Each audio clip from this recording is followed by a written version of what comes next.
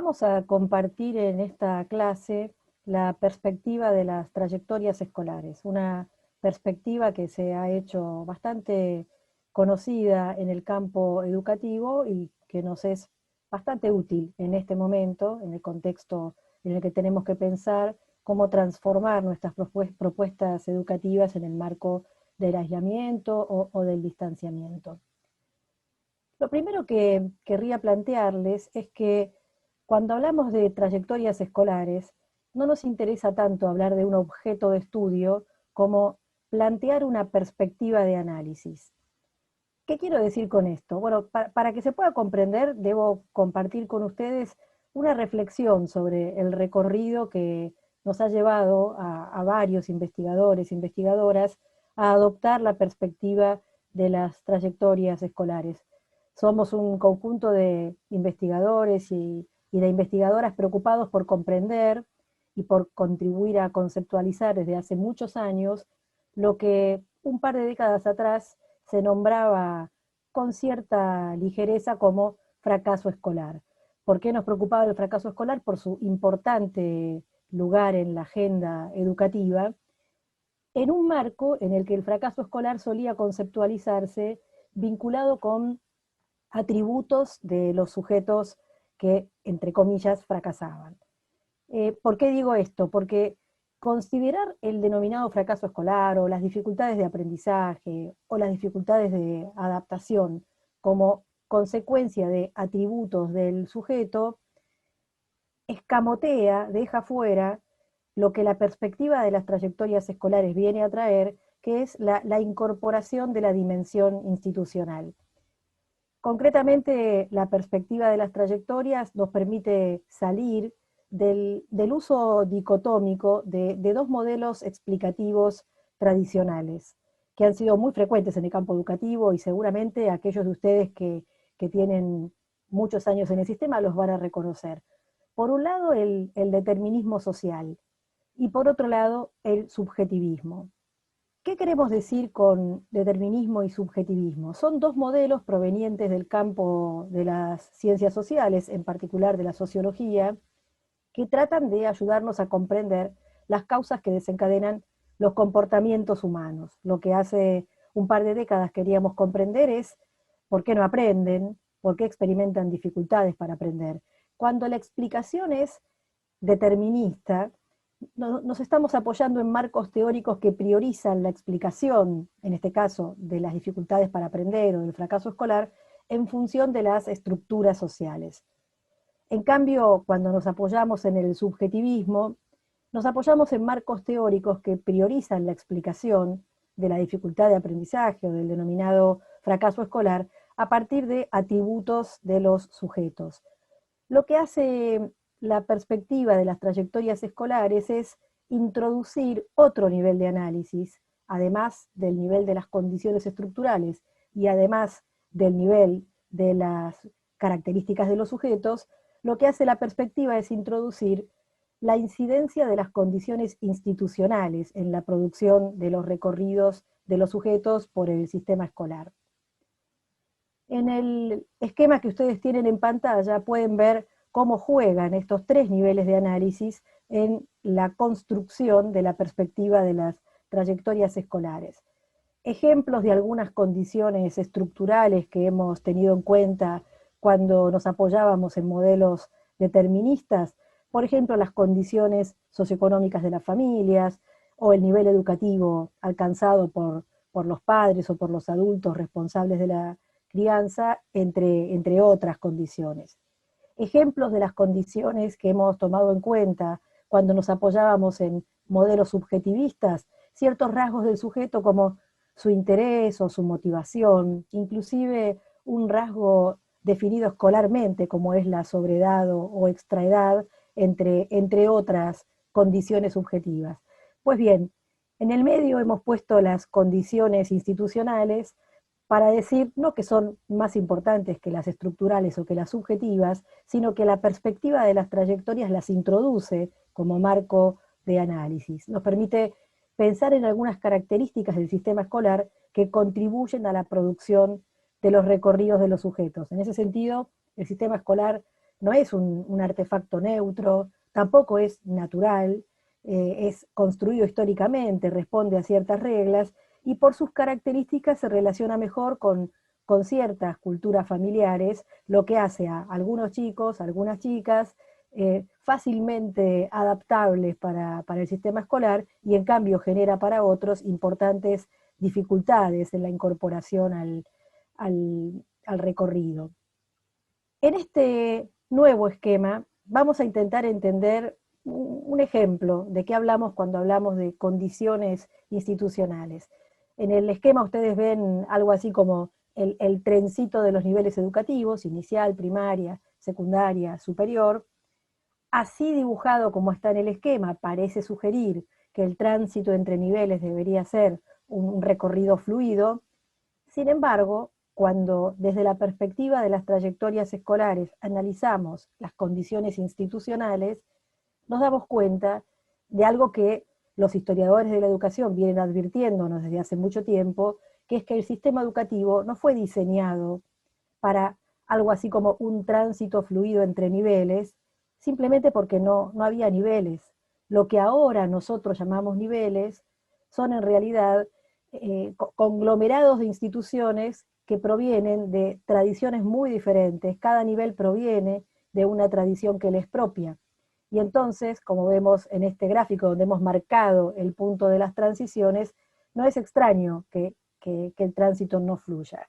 Si el nivel inicial, el nivel primario, el nivel secundario, el nivel superior, no fueron diseñados como niveles para un recorrido, sino que se han ido acoplando a medida que se ha ampliado nuestra concepción acerca de la escolarización y de la obligatoriedad, nosotros podemos comprender que en esos momentos de encastre entre instituciones con lógicas y con formas diferentes se produzcan dificultades para entrar, dificultades para permanecer, dificultades para entender las reglas. Las trayectorias escolares tienen una suerte de preocupación como perspectiva sumamente centrada en las cuestiones vinculadas con la discontinuidad. Y podríamos decir que en las transiciones escolares se producen al menos 4 tipos de discontinuidades. Hay discontinuidades en los itinerarios formativos, cuando, por ejemplo, un cierto nivel llega hasta un cierto punto del dominio de un campo de conocimientos y el nivel subsiguiente supone que los sujetos deberían estar en otro punto del recorrido. Entonces arranca por un lugar en donde los sujetos no están y los sujetos tienen que salvar o tratar de salvar esa distancia que hay entre lo que han aprendido y lo que el nivel subsiguiente supone que deberían saber.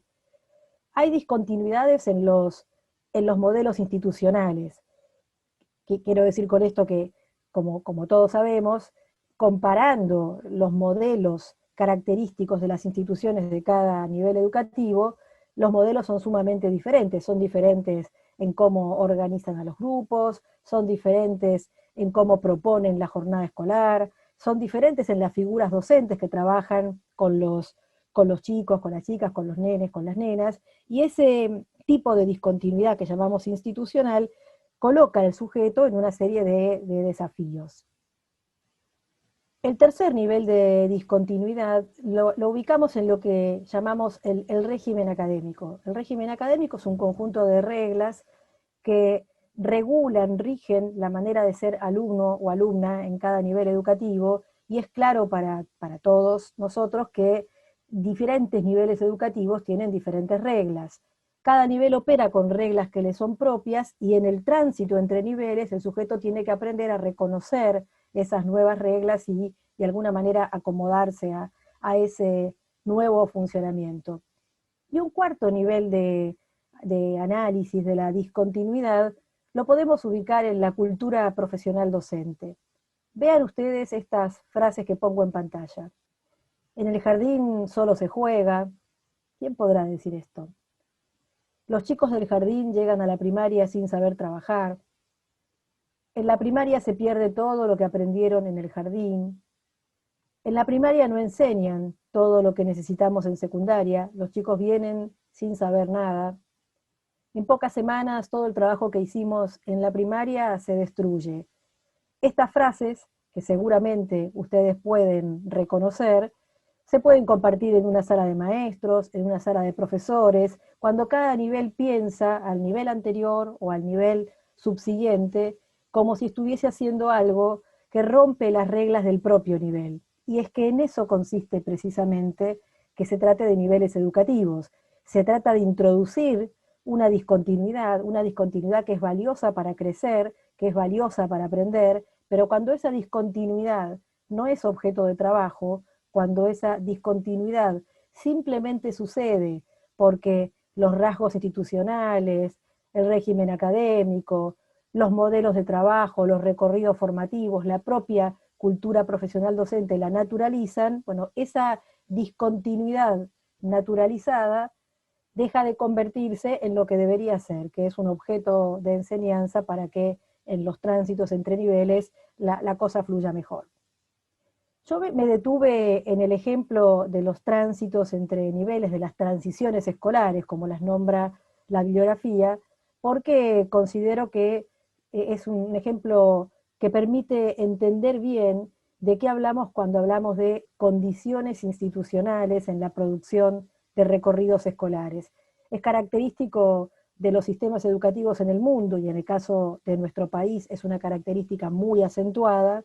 Es característico, decía, que en el inicio de cada nivel educativo se produzcan dificultades, en particular en el nivel primario, en el nivel secundario, en el nivel superior, dificultades que asimilamos con una suerte de interrupción de las trayectorias o de dificultades en las trayectorias. Pero la cuestión de las transiciones es únicamente un ejemplo de aquello que nosotros encontramos como avatares característicos de las trayectorias escolares y que se relacionan no exclusivamente con las condiciones estructurales, como querría una mirada determinista, no exclusivamente con las características de los sujetos, como querría una mirada subjetivista, sino con las propias condiciones que propone el sistema escolar, como propone la perspectiva de las trayectorias escolares. En este esquema que ustedes tienen en pantalla, puede apreciarse cómo cada nivel educativo registra avatares que le son característicos. Nosotros hemos estado hablando todo el tiempo de dónde están las flechitas, que es el problema de las transiciones, pero si nos centramos ahora en cada nivel educativo y miramos hacia adentro del nivel inicial, de la escuela primaria, de la escuela media o del nivel superior, encontramos avatares que son característicos de cada uno de estos niveles. Por ejemplo, en el nivel inicial, al menos en ciertas zonas del país, todavía tenemos dificultades para que todos los nenes, todas las nenas puedan ingresar. Las mudanzas, los cambios de domicilio debido a circunstancias vinculadas con los trabajos de los adultos a cargo de la crianza, generan muchas veces interrupciones en el recorrido, en el nivel.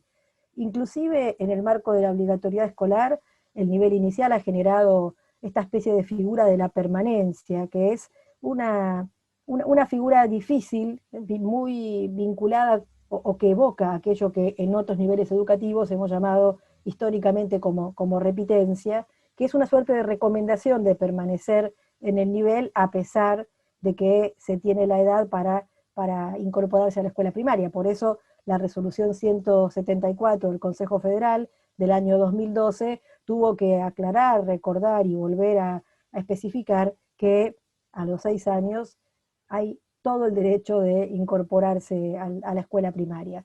Cuando miramos el nivel primario, encontramos avatares como el ingreso tardío, la repitencia, que es muy acentuada en los primeros grados del nivel, el abandono temporario, cada vez menos frecuente, pero eventualmente producido por distintas circunstancias de la vida familiar, y muchas veces el cambio de escuela como un intento de encontrar mejores condiciones para la escolarización.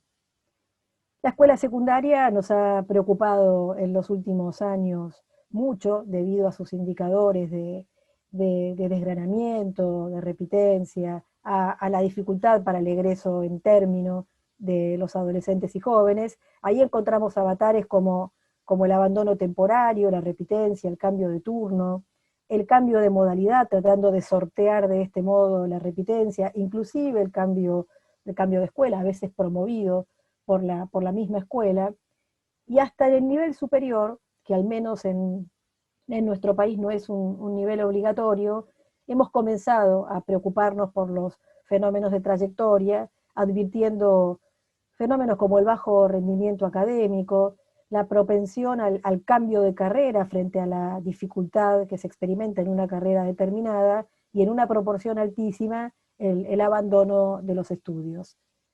Todos estos avatares, el no ingreso, las repitencias, el abandono temporario, los cambios, el bajo rendimiento, nosotros podemos mirarlos incorporando desde el punto de vista de la perspectiva de las trayectorias el análisis de las condiciones institucionales.